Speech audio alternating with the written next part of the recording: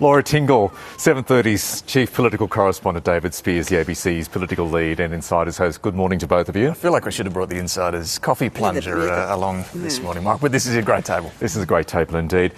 Now, let's start with the energy bill relief. The Treasurer insists that will reduce the inflation rate by half a percentage point next year, but I guess, Laura, time will tell on that front. You've stolen my line, Michael Roland.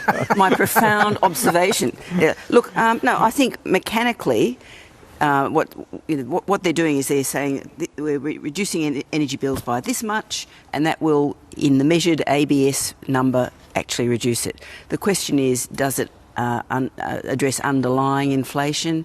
Are they hoping that by then that will also be down, so that the Reserve Bank will be feeling confident about cutting rates at the end of the year or early next year, which just happens to be before the next election. So, funny that. And I think, I mean, I don't know, but I suppose I'd make a couple of observations. One of them is Michelle Bullock, the Reserve Bank Governor, seemed reasonably relaxed about the Stage 3 tax cuts, which are worth a heap more than $300 in 4 instalments, which you don't actually get in your hot little hand. Now, what do you think, David? I mean, it's an extraordinary economic and political gamble the Treasurer has undertaken here. It is, but it could be, if it works, an economic and political success. Look, clearly spreading this $300 rebate to all households, unlike last year targeting it at those who really need it, is a political decision.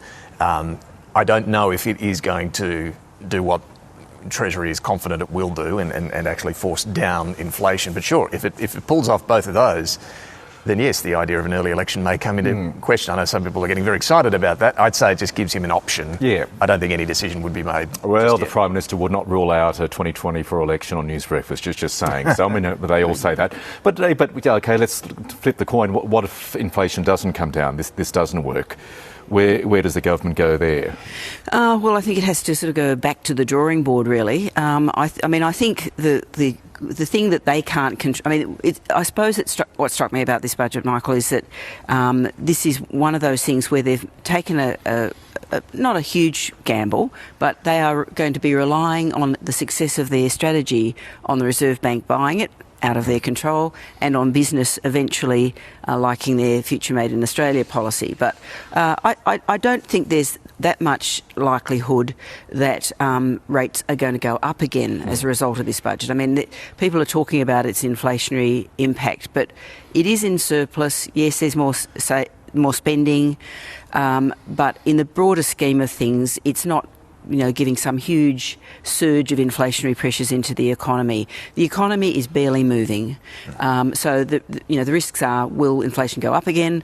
I think probably less likely as a result of last night's budget.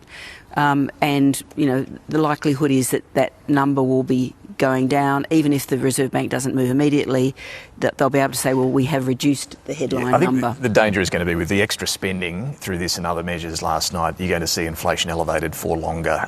Laura might be right that we don't see another increase, but it's going to stick around, I guess, is the big concern, because more money in people's pockets over time gives them the Let's talk about future made in Australia. We had the confirmation last night of those $14 billion worth of production tax credits for both green hydrogen and critical minerals. Peter Dutton, the opposition leader, told us on News Breakfast this morning the coalition was minded to vote against that measure. Does that surprise you? Yeah, I find that a little curious. Look, one thing to note on the cost of living measures, even though the Peter Dutton and the coalition are saying this is terribly inflationary and a bribe and all these sort of things, they're backing it. Last year, after similar cost of living measures, they took some time, they dithered and grumbled about it, but eventually and reluctantly backed it. This time, bang, as soon as they walked out of the budget lockup, we're backing this spending. But on the future made in Australia, they're not.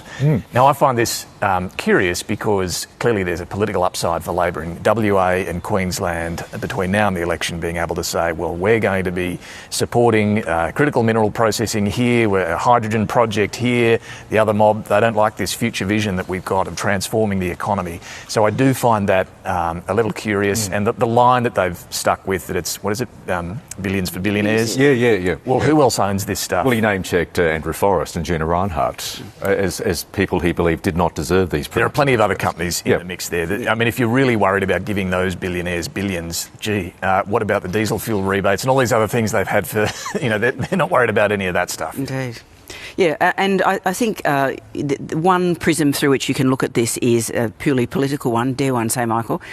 Essentially, the coalition is lining up nuclear. It's putting all its eggs, I can't think of a nuclear analogy, but it's putting all its eggs in the nuclear basket for an energy strategy. So it has to do everything it can to undermine the government strategy. The government strategy, I think, is to, yes, go to renewables, but, try to say, well, we've always got also got gas by that terrible announcement last week on future gas. So I think anything that they can do to sort of whittle away at the government's strategy on issues like green hydrogen and things like that, they will probably do. Laura, David, thank you so much. You've got a busy day ahead of you. Thanks, mate. Just like insiders, but no coffee. So In yours. No, I'm clear out of coffee. Thanks, guys.